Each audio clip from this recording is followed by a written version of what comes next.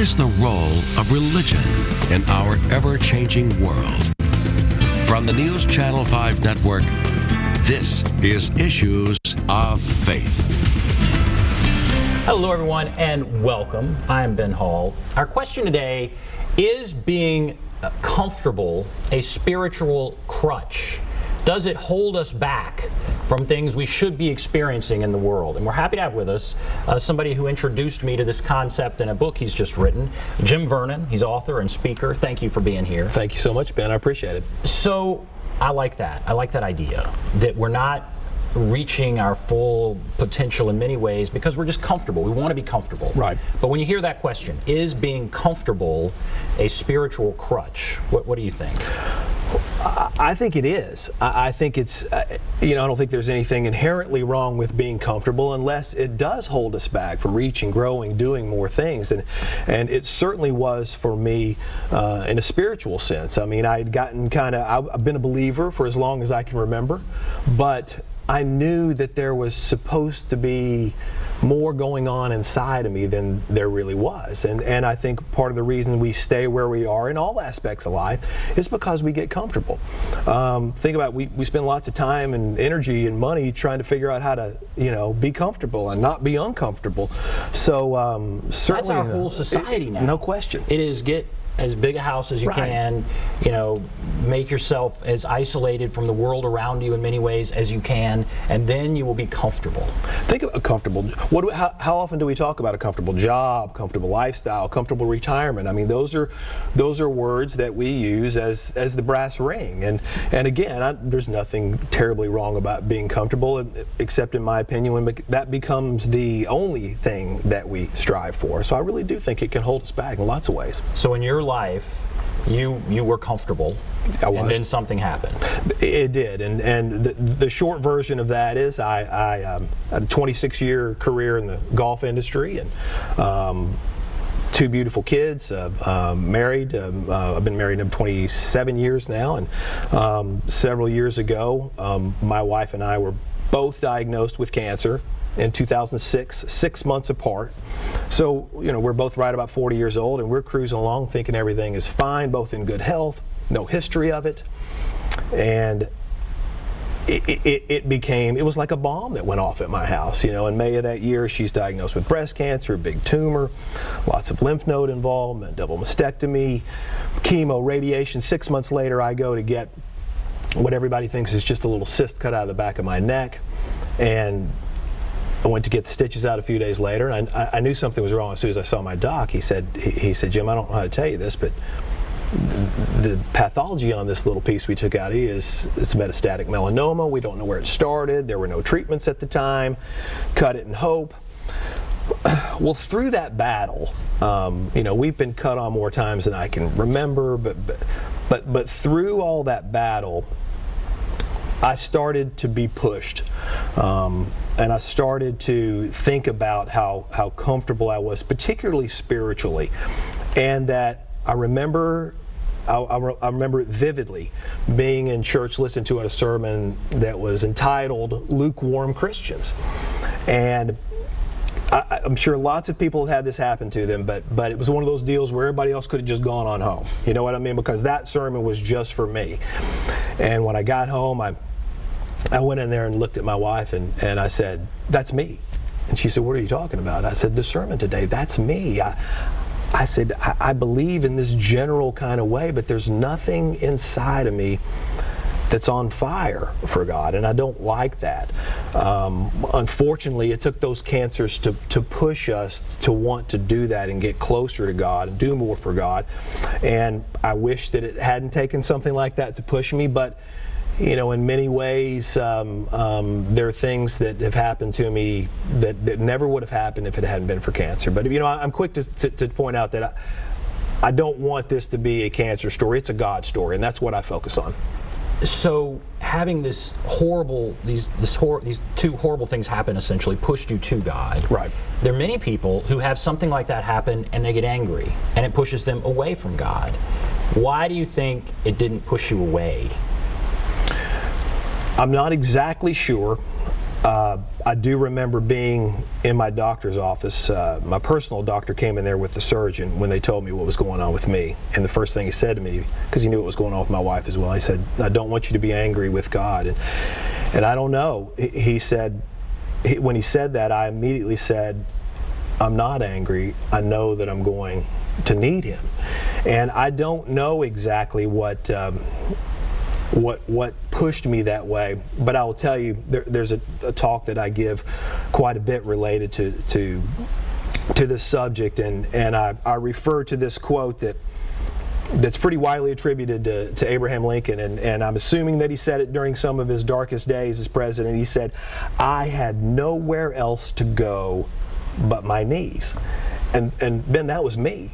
I mean, I was a believer in this general mamby-pamby kind of way, but through all that stuff, I needed and yearned for something more, and I had nowhere else to go but my knees. And I literally did that, on the knees.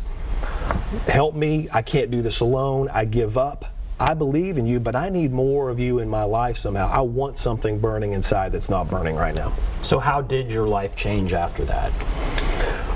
Well, I think part of it is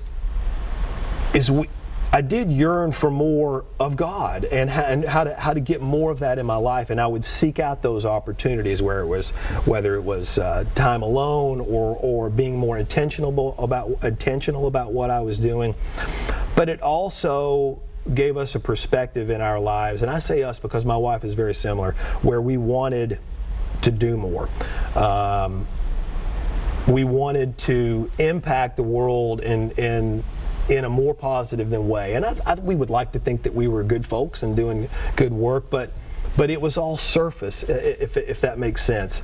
And so I think it makes sense to a lot of people. I mean, they're living their little lives, but there's so much more all of us could do. And this kind of shook you. And I guess the message that others can take from this is, when something bad happens, maybe God wants us to get out of our comfort zone. Do you believe that?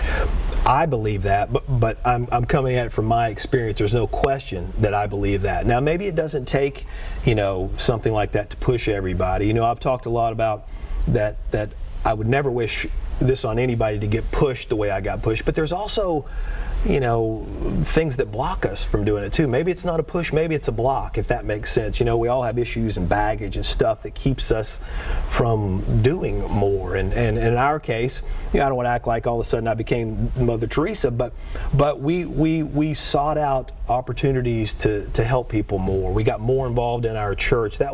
We were kind of overwhelmed at first on, okay, we both had this idea we're supposed to be doing more and feeling more. Now what are we supposed to do? And my wife looked at me and said, "What are we supposed to do?" And I said, "I have no idea." So we thought that was the best first step, was to get more involved in our church and let them help lead us a little bit, so it wasn't so overwhelming for us. All the great things that they were already doing, all we had to do was say yes and show up and start doing it. I fought a 3-year battle with this idea that I was supposed to be in some kind of mentoring program, and I kept making excuses for why I couldn't do it. And after cancer, those feelings came back really, really strong, and I finally pulled the trigger on it. If we have time, I'll tell the quick story. I'm driving down the road. My mother and my wife had said something to me over years about doing this, all right? And I took those little feelings of, that'd be good, and I'd press them down into that place that we put stuff we don't want to think about.